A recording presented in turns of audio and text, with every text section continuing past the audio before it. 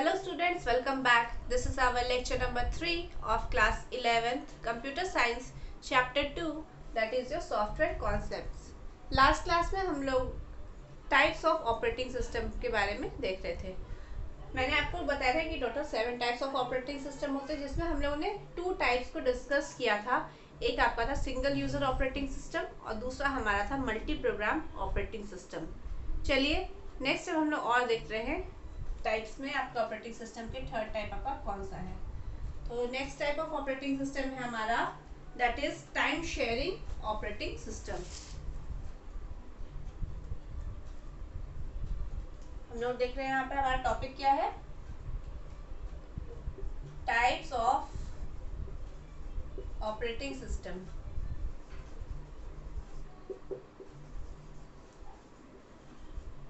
Types of operating system हम लोग first और सेकंड देख चुके हैं. थर्ड टाइप हमारा जो है वो है हमारा टाइम शेयरिंग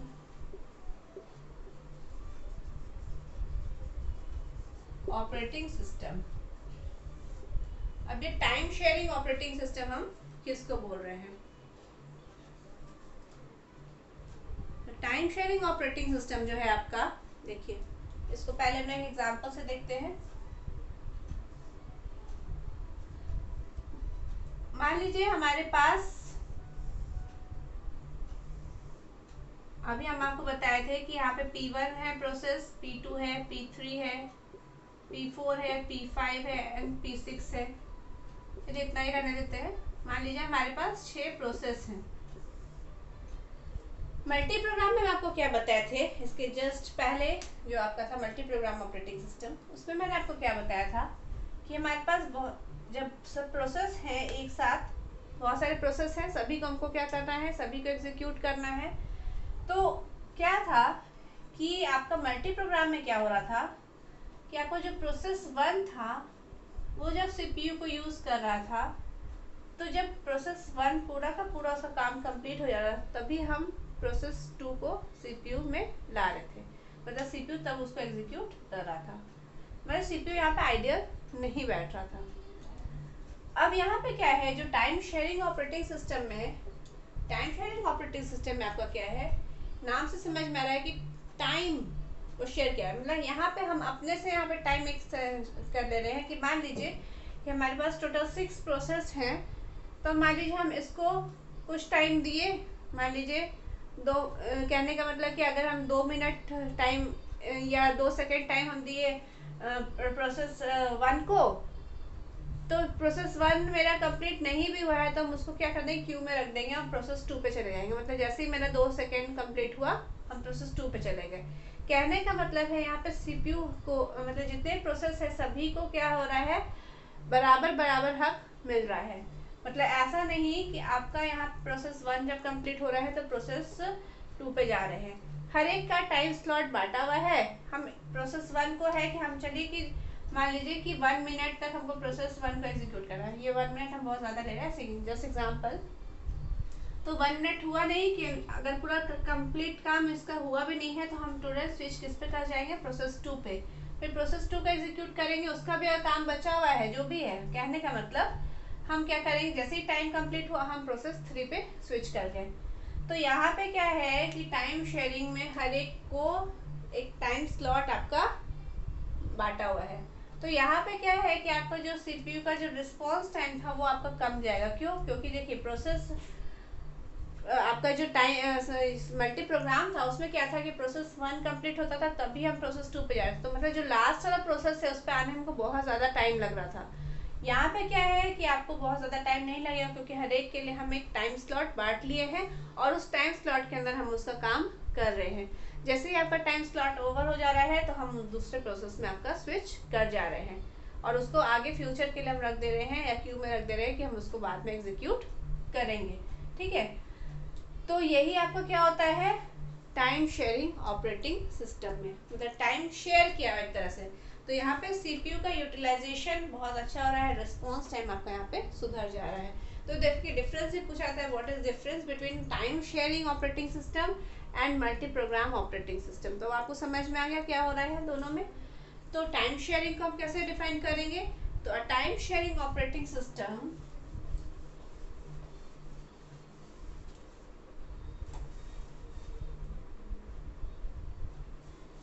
इसमें हम लोग क्या यूज करें? टाइम शेयरिंग टेक्निक का यूज कर रहे हैं। ए time sharing operating system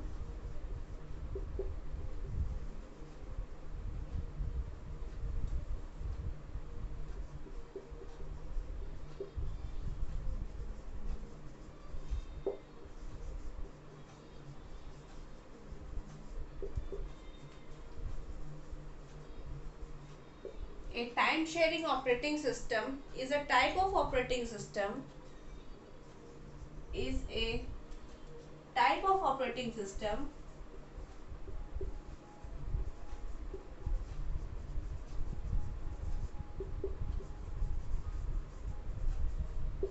is a type of operating system that allows multiple users to share that allows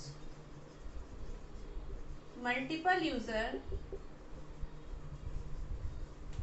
to share multiple user to share the same computer resources, the same computer resources, share the same computer resources simultaneously.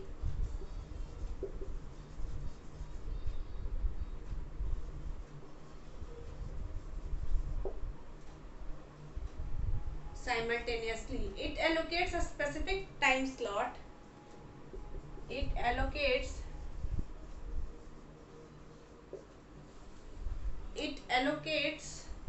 a specific time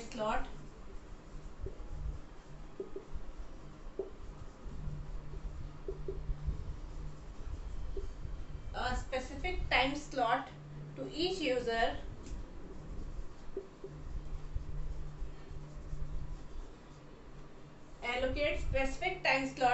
user allowing them to execute their program. Allowing them to execute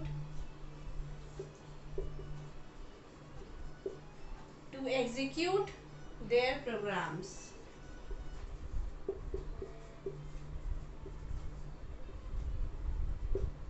ठीक है, ये आपका होता है time sharing operating system होता है।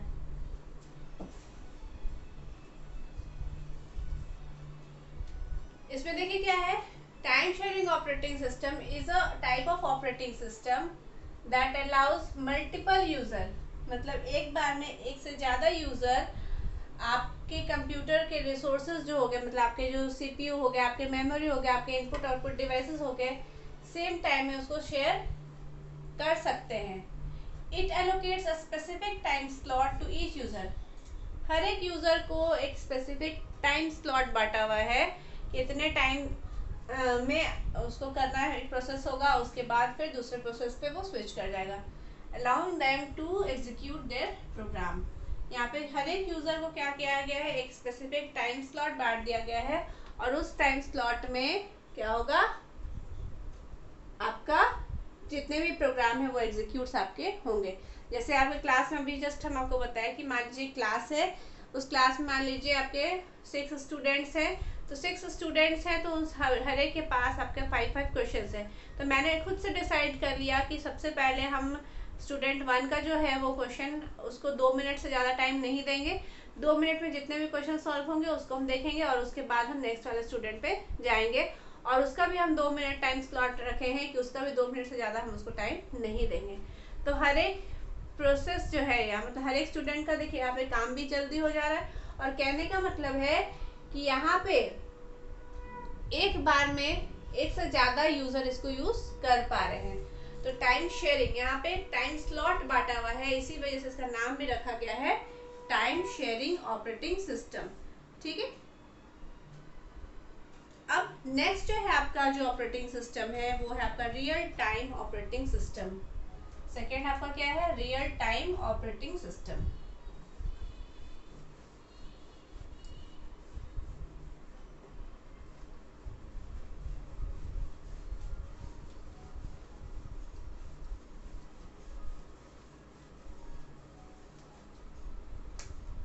Fourth है आपका रियल टाइम ऑपरेटिंग सिस्टम।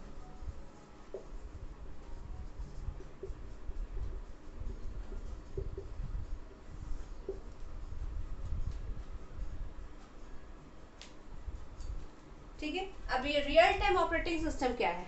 अब ये रियल टाइम ऑपरेटिंग सिस्टम है तो यहाँ पे जितने भी प्रोसेस है उसको क्या हो रहा है, एक डेडलाइन दिया हुआ है, मतलब एक फिक्स टाइम डेडलाइन दिया हुआ है कि इतना तक में आपको काम कंप्लीट कर लेना है। ठीक है, उस टाइप की जहाँ में रिस्ट्रिक्शन है उसमें, उस टाइप के जो ऑपरेटिंग सिस्टम होते हैं उसको हम क्या बोलते हैं, रियल टाइम ऑपरेटिंग सिस्टम। मतलब कि रियल टाइम ऑपरेटिंग सिस्टम में जितने भी जॉब्स हैं, जॉब्स हम लोग जिसको बोलते हैं, जो प्रोसेसेस हमारे होते हैं उसको हम लोग यहाँ पे जॉब्स वर्ड भी यहाँ पे यूज करते हैं। ठीक है, तो जितने भी जॉब्स हैं हैव फिक्स्ड डेडलाइन, सभी का क्या है यहाँ पे फिक्स्ड डेडलाइन है। यहाँ पे देखिए लिख ही देते हैं आपका, पहले इसको फिर उसके बाद बताएं। In real time operating system, in real time, in real time operating system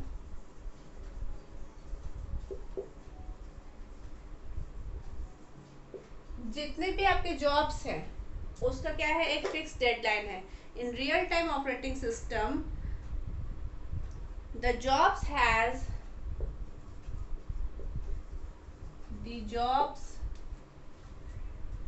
have fixed deadline, have fixed deadline, have fixed deadlines, and the jobs have to be completed,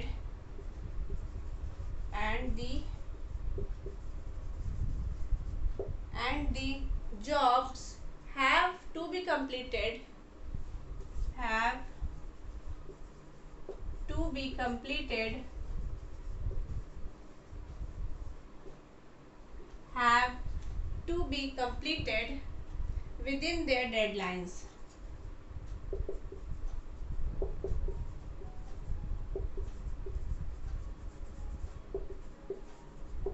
within their deadlines। ठीक है, ये आपका क्या है, आपका real time operating system कहलाता है। तो रियल टाइम ऑपरेटिंग सिस्टम क्या है, तो रियल टाइम ऑपरेटिंग सिस्टम क्या है, इसमें जो जॉब्स होते हैं, मतलब प्रोसेसेस जो होते हैं, उसका फिक्स्ड डेडलाइन दिया जाता है। मतलब कि जितने भी जॉब्स हैं उसको कंप्लीट होना है with in their deadline. Deadline का मतलब क्या हो गया, जैसे मान लीजिए, इसको रियल लाइफ एग्जांपल से समझते हैं। जैसे मान लीजिए कोई कंपनी है, ठीक है, हमारे पास कोई एक कंपनी, मान लीजिए ABC नाम का कोई कंपनी है। अब ये जो कंपनी है, मान लीजिए कोई मार्केटिंग की कंपनी है, ठीक है, मार्केटिंग की कंपनी है। अब इस कंपनी में क्या है, मान लीजिए कंपनी है, अब इस कंपनी में क्या है कि बहुत सारे एम्प्लॉय काम कर रहे हैं। तो मान लीजिए कि जो भी एम्प्लॉय हैं इस कंपनी में, हर एक को एक डेडलाइन दिया गया है। मान लीजिए कोई एक पर्सन 1 है, कोई पर्सन 2 है, 3 है और 4 है। एम्प्लॉय 1 2 3 4 हम ये E1 E2 भी बोल सकते, जो भी है। यहाँ पे प्रोसेसेस है या जॉब्स हम बोल रहे हैं जिसको। अब क्या है कि हर एक को एक डेडलाइन दिया गया, फिक्स डेडलाइन दिया गया है कि आपको, मान लीजिए जो भी हमारा प्रोडक्ट है XYZ, जो भी प्रोडक्ट है उसको आपको 24 आवर्स में, आपको XYZ जो भी प्रोडक्ट है, मान लीजिए उसको 24 आवर्स में पूरा का पूरा आपको सेल कर देना है, मतलब पूरा का पूरा आपको बेच देना है। मतलब एक डेडलाइन आपको फिक्स कर दिया गया कि इस डेडलाइन के अंदर, मतलब 24 घंटा में आपको वो पूरा का प्रोडक्ट आपको क्या कर देना है, बेच देना है। अगर आप नहीं कर पाते हो तो फिर आपको जॉब से निकाल दिया जाएगा। ठीक है, मतलब समझ लीजिए कि कंपनी को एकदम रिस्ट्रिक्शन है कि अगर हम यहाँ पे आप नहीं कर पाओगे तो फिर आपके लिए यहाँ पे जॉब नहीं है, मतलब आपको एक डेडलाइन दे दिया गया। ठीक, तो उसी तरह यहाँ पे क्या है, रियल टाइम ऑपरेटिंग सिस्टम में भी आपको डेडलाइन है। हर एक जितने भी जॉब है उसका डेडलाइन, एक फिक्स डेडलाइन फिक्स किया गया है, उसमें ही आपको क्या करना है, काम अपने जो है काम को कंप्लीट कर देना है। तो वही आपका होता है रियल टाइम ऑपरेटिंग सिस्टम। अब इसका रियल टाइम ऑपरेटिंग सिस्टम जो होते हैं दो तरीके का होता है, एक आपका होता है हार्ड रियल टाइम,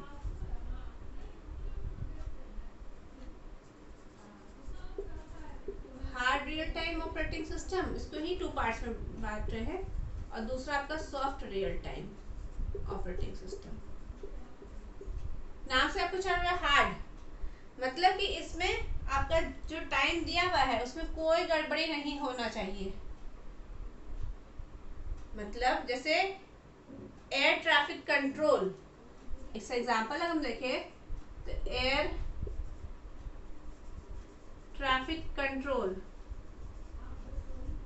जैसे मान लीजिए कि आपका एरोप्लेन है, ठीक है, अब वो है हवा में उड़ रहा है, अब वहां पे आपका हर एक का देखिए ईच एंड एवरीथिंग जितना है हर एक आपका मेजरमेंट किया हुआ है, टाइम आपका दिया हुआ है कि इतने देर में हमको पहुंचना है, अभी आपका रास्ता क्लियर है, मौसम क्लियर है। कहने का मतलब है कि आपका उस जगह पे अगर जरा सा भी कोई भी गड़बड़ी हुआ तो आपका प्लेन क्रैश हो जाएगा।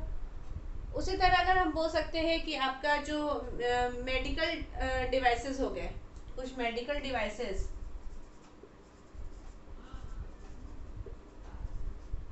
मेडिकल डिवाइसेस में जैसे मान लीजिए आपके वेंटिलेटर्स वगैरह हो गए, तो वो सब में क्या है कि आपका एकदम सही से अगर जहाँ भी ऊपर नीचे कुछ भी हुआ, मान लीजिए आपको जाना है ऑक्सीजन, कहने का मतलब है कि आपको जितना जाना चाहिए उस टाइम में उतना ही ऑक्सीजन आपको जा रहा है, लेकिन जहाँ भी ऊपर नीचे हुआ आपको ऑक्सीजन मान लीजिए कम मिलने लगा तो आपको कुछ भी हो सकता है। तो जहाँ पे एकदम टाइम जरा सा भी सेकेंड ऊपर नीचे नहीं हो सकता है वो आपका हार्ड रियल टाइम कहलाता है। और इसका एग्जांपल अगर हम देखते हैं, मान लीजिए सैटेलाइट लॉन्च अगर कर रहे हैं, ठीक है, या मिसाइल आपको छोड़ना है, कोई मिसाइल आपको करना है कि इसको 2 मिनट में यहाँ से जाके जो भी आपका टारगेट है उसको डिस्ट्रॉय कर देना है। अब पता चला कि आपका यहाँ से आप जहाँ से मिसाइल आप छोड़ रहे हो वहीं पे मिसाइल छोड़ने में आपको बहुत टाइम लग गया, तो क्या वो वहाँ पे उसका जो टारगेट था वो सही से हो पाएगा क्या? नहीं। तो उस जगह पे भी टाइम आपका बहुत ज़्यादा मायने रखता है। उसी तरह का सैटेलाइट लॉन्च करना है, आप जो देखते हैं काउंटडाउन स्टार्ट होता है 3 2 1 एंड आपका सैटेलाइट लॉन्च हो गया। अब क्या है, अगर आप पता चला कि आपको 3 सेकंड में या 5 सेकंड में या 10 सेकंड में सैटेलाइट लॉन्च होना है, आपने बटन प्रेस कर दिया और उसके बाद क्या हुआ कि सैटेलाइट यहाँ पे आप वेट कर रहे हो, सैटेलाइट देख रहे हो, अब वो वहीं पे आपका रह गया, लॉन्च ही नहीं हो पाया टाइमली। तो जहाँ पे एकदम फिक्स टाइम कॉन्स्टेंट्स होता है ना, डेडलाइन रहता है, उसको उस टाइप के जो आपके ऑपरेटिंग सिस्टम जहाँ पे हम यूज़ कर रहे हैं उस टाइप को हम लोग बोलते हैं रियल टाइम ऑपरेटिंग सिस्टम, मतलब hard real time operating system बोलते हैं, ठीक है। उसी तरह हमारा जो सॉफ्ट रियल टाइम है, तो देखिए इसका मतलब इसमें थोड़ा अगर ऊपर नीचे कुछ हो गया तो कोई दिक्कत नहीं है। जैसे मान लीजिए आपका वीडियो स्ट्रीमिंग हो गया,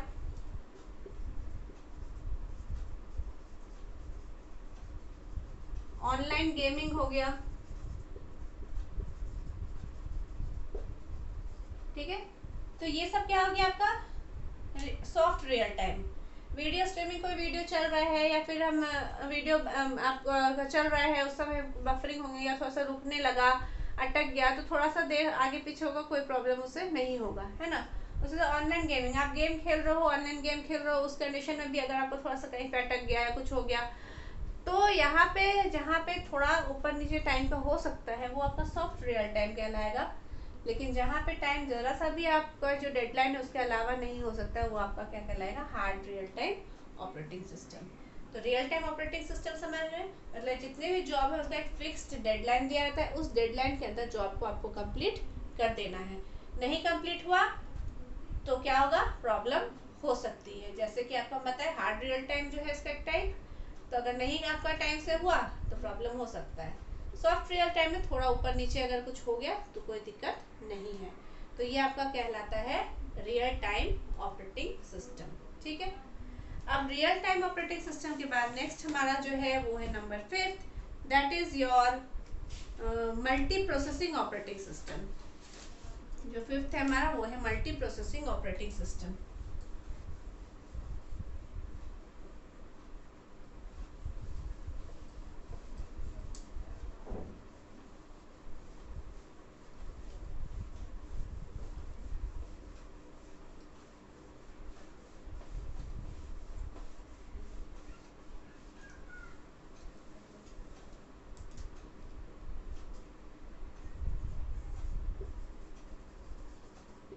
multi processing.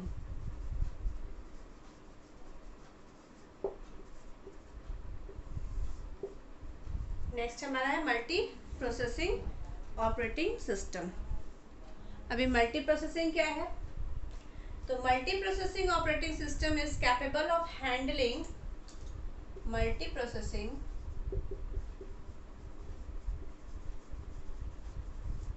operating system is capable of handling more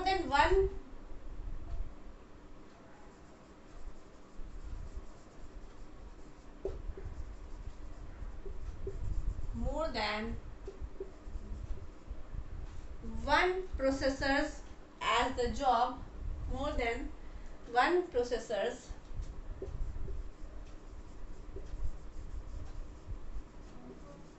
as jobs have to be executed on more than one processor, have to be executed on more than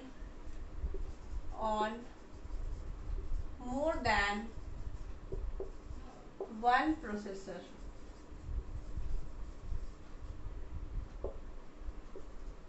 one processors. Multi programming operating system क्या हो गया आपका? तो इसमें क्या है, sorry multi processing operating system is capable of handling more than one processor.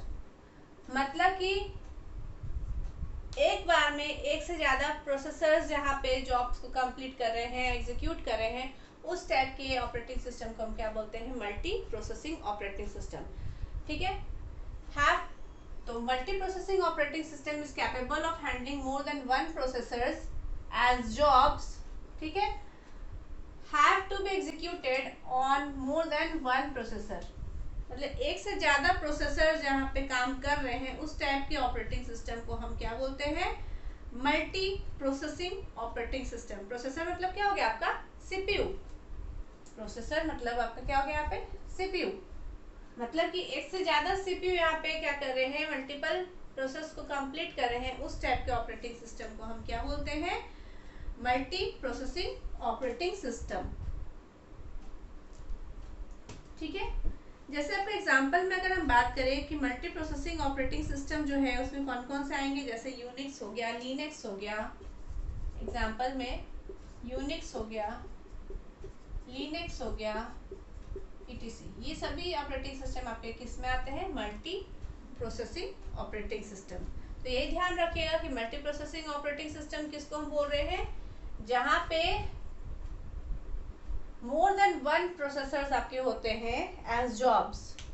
हर एक processor क्या मतलब, एक हम कह सकते हैं कि एक आपका मेन सीपीयू होता है और उसके बाद सभी उसे आपका क्या होता है? कनेक्टेड रहते हैं और उसके बाद सभी उस जॉब को एग्जीक्यूट करते हैं एट अ टाइम। उस टाइप के हम उस टाइप के ऑपरेटिंग सिस्टम को क्या बोलते हैं? Multi processing operating system. तो इससे क्या होता है कि आपका जो सिस्टम का एफिशिएंसी है वो आपका क्या होता है? इम्प्रूव होता है। कैसे इम्प्रूव होगा? क्योंकि यहाँ पे क्या हो रहा है? आपके जितने भी प्रोसेस है वो आपका एग्जीक्यूट हो रहे हैं साइमल्टेनियसली, जिससे आपका क्या हो रहा है? जो आपका सिस्टम का जो एफिशिएंसी है वो आपका क्या हो जा रहा है? इम्प्रूव हो जा रहा है। ठीक है। मतलब आपका क्या हम बोल सकते हैं कि should be able to control super या main processor and turn control the working to slave processor. एक आपका मेन प्रोसेसर होता है, एक मेन सीपीयू हो गया और उस सीपीयू से आपके और भी जो हम जिसको बोले स्लेव भी बोल सकते हैं, सभी कनेक्टेड हैं। अब क्या है कि एक बार में आपका यहाँ पे क्या हो रहा है? मल्टीपल प्रोसेस को यहाँ पे एग्जीक्यूट किया जा रहा है। ठीक है। मतलब एक आपका मेन सीपीयू हो गया, मतलब एक मेन प्रोसेसर हो गया और बाकी जो प्रोसेसर हो गए वो उसके स्लेव कहलाएंगे। ठीक है। तो हर एक जो है वो अपने अपने जॉब को क्या करे? एग्जीक्यूट करे। तो at a time multiple user उसको यूज भी कर पा रहे हैं, तो मल्टीपल जॉब्स यहाँ पे कॉन्क्यूरेंटली आपके एग्जीक्यूट हो रहे हैं।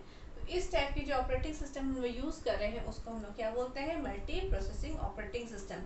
जिसका एग्जांपल है यूनिक्स हो गया, लिनक्स हो गया, इस टाइप के जो ऑपरेटिंग सिस्टम होते हैं वो मल्टी प्रोसेसिंग ऑपरेटिंग सिस्टम कहलाते हैं।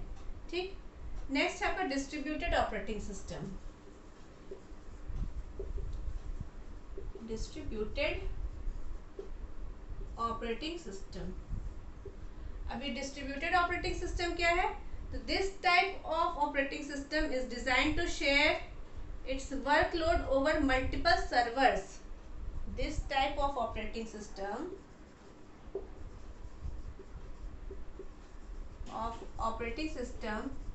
is designed. This type of operating system is designed to share its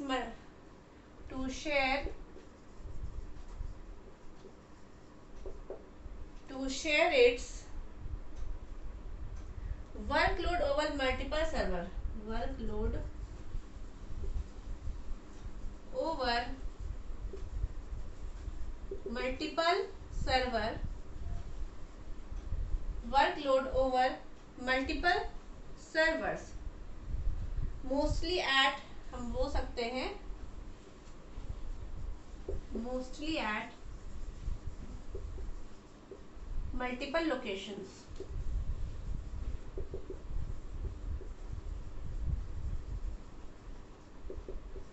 Mostly at multiple locations. जैसे example, most reservation system use distributed operating system.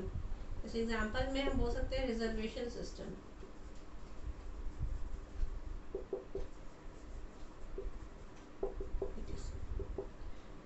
Distributed operating system नाम से सबको समझ में आ रहा होगा, डिस्ट्रीब्यूटेड मतलब फैला हुआ है, उस टाइप का ऑपरेटिंग सिस्टम को हम क्या बोल रहे हैं? Distributed operating system.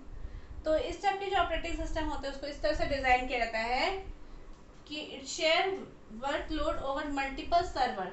यहाँ पे क्या है? सर्वर, एक मेन सर्वर होता है, उसी से सब कनेक्ट होते हैं। मतलब जो आपका क्या है, मोस्टली एट मल्टीपल लोकेशंस, मतलब क्या है, आप कहीं से भी आप उसको एक्सेस करें। जैसे कि आपका रिजर्वेशन सिस्टम, मान लीजिए आपका IRCTC है, जो आपको ट्रेन का टिकट कटवाना है, रिजर्वेशन करना है, तो उस कंडीशन में क्या है कि आप जो बुकिंग करते हो तो देखते हो कि जो पिक टाइम होता है या किसी समय आपका क्या होता है, हमें बहुत बार आता है कि सर्वर डाउन है ना। तो मतलब एक सर्वर कंप्यूटर आपका होता है जिससे क्या होते हैं, सभी आपके अटैच रहते हैं। तो अब क्या है कि यहाँ पे डिस्ट्रीब्यूटेड ऑपरेटिंग सिस्टम में हम कहीं से भी उसका हम यूज कर सकते हैं, मतलब मल्टीपल यूजर साइमल्टेनियसली उसको यूज कर सकता है। तो अब क्या है कि जैसे मान लीजिए हम ऑनलाइन बुकिंग कर रहे हैं या कुछ रिजर्वेशन कर रहे हैं, चाहे वो फ्लाइट का टिकट हो या फिर ट्रेन का टिकट हो, तो उस जगह पे जो ऑपरेटिंग सिस्टम आपका यूज हो रहा है वो हम लोग किसका यूज कर रहे हैं? आपका डिस्ट्रीब्यूटेड ऑपरेटिंग सिस्टम कहलाता है। ठीक है, मतलब आपके जो मोस्टली आपके हैं मल्टीपल लोकेशंस पे रहते हैं, आप कहीं से भी आप उसको एक्सेस कर सकते हो। ठीक है, आपके पास अपना खुद का आपका कंप्यूटर है, आप अपने कंप्यूटर बैठे हुए हो और आप अपने कंप्यूटर बैठ के, अपने मोबाइल पे बैठ के या आपके लैपटॉप कंप्यूटर बैठ के आप कहीं से भी उसको एक्सेस कर सकते हो। मतलब आपको रिजर्वेशन करना है तो आप आराम से अपने घर बैठे बैठे भी रिजर्वेशन कर सकते हो। तो multiple user at a time देख रहे हैं, आप उसको यूज कर रहे हैं। तो इस टाइप के जो आपके ऑपरेटिंग सिस्टम होते हैं वो कहलाते हैं आपके डिस्ट्रीब्यूटेड ऑपरेटिंग सिस्टम। ठीक है, नेक्स्ट जो है हमारा जो 7th है वो है आपका इंटरैक्टिव।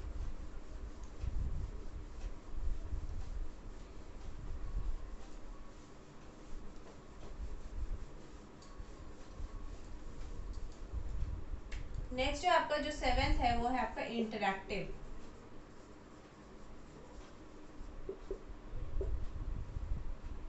इंटरैक्टिव ऑपरेटिंग सिस्टम, अब ये क्या है?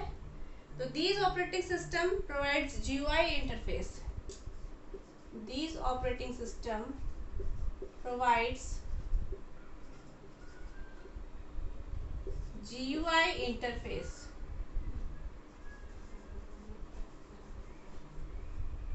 GUI interface का मतलब क्या हुआ? Graphical user interface to facilitate move and easy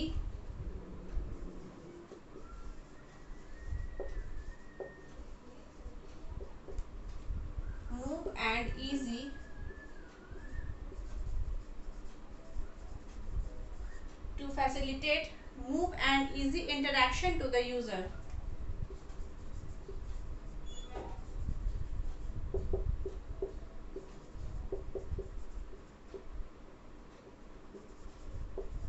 interaction to the user. Example जैसे आपका विंडोज हो गया,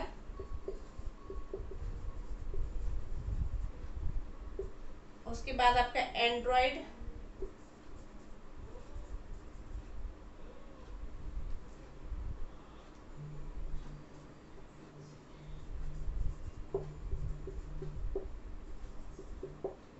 ठीक है। अब देखिए इंटरैक्टिव क्या हो गया, तो इंटरैक्टिव ऑपरेटिंग सिस्टम जो होते हैं वो आपको GUI इंटरफेस देते हैं, मतलब कि ग्राफिकल यूजर इंटरफेस। तो फुल फॉर्म क्या होता है, graphical user interface to facilitate move and easy interaction to the user. देखिए आप जब कंप्यूटर यूज करते हो तो आप जैसे विंडोज जो है वो GUI है, मतलब ग्राफिकल यूजर इंटरफेस। आप इजिली जो भी यूजर है आप देखते हो, आप यूज करते हो तो आपको हर एक चीज बहुत क्लियरली समझ में आता है कि कैसे करना है। जैसे स्टार्ट करना है तो आपको स्टार्ट है, शट डाउन करना है तो शट डाउन है, आइकन्स बने हुए हैं, मतलब कि इतना इंटरैक्टिव है, इतना आसानी से यूजर उसको समझ सकता है जो भी चीज़ है। उससे अगर आपका एंड्रॉयड फ़ोन है आपका, तो आप देखते हो उस ऑपरेटिंग सिस्टम में आपका एंड्रॉयड है, तो देखते हो आप फ़ोन में हर एक चीज़ इतना क्लियर मैसेज रहता है कि आप कुछ भी देखोगे तो आपको आसानी से समझ में आ जाएगा कि इस चीज़ को हम प्रेस करेंगे तो क्या हमारा काम होगा। सेटिंग्स है मान लीजिए, तो सेटिंग्स में जो भी ऑप्शन दिए हुए हैं, तो आपको फ़ोन का सेटिंग करना है कि कैमरा का सेटिंग करना है, तो एवरीथिंग बहुत क्लियर इंस्ट्रक्शंस दिए रहते हैं।